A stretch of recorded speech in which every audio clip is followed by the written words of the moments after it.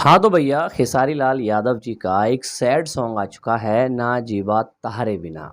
गाने की बात करें तो भैया गाने के अंदर पहली बार खेसारी लाल यादव जी को हजामत हजामत वाले रोल में मैंने देखा है।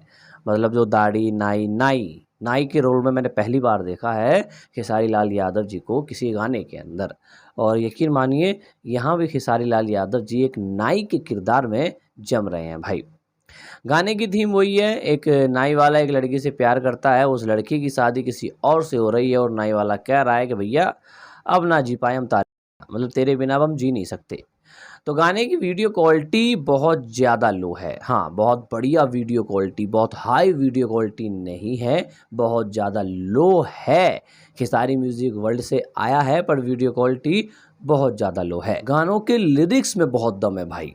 गाने के लिरिक्स इतने पावरफुल हैं कि भैया ये गाना ना देखने में अच्छा लगता है पर ये गाना सुनने में बेहद ज़्यादा अच्छा लगता है। गाने को आप लीड में लगा के हेडफोन में लगा के सुनोगे तो भैया खेसारी जी की आवाज़ इतनी मधुर लगती है, इतनी सुंदर लगती है कि इस गाने को आप सिर्फ़ और सिर्फ़ खेसारी लाल यादव जी की आवाज़ के लिए और लिरिक्स के लिए सुन सकते हो। गाने के अंदर मॉडल का काम अच्छा है, खेसारी लाल यादव जी का काम अच्छा है और जो गाने की कोरियोग्राफी की गई है वो भी कुछ खास नहीं है। मतलब इससे पहले भी हम इस तरीके के गाने देख चुके हैं खेसारी लाल यादव जी के ही।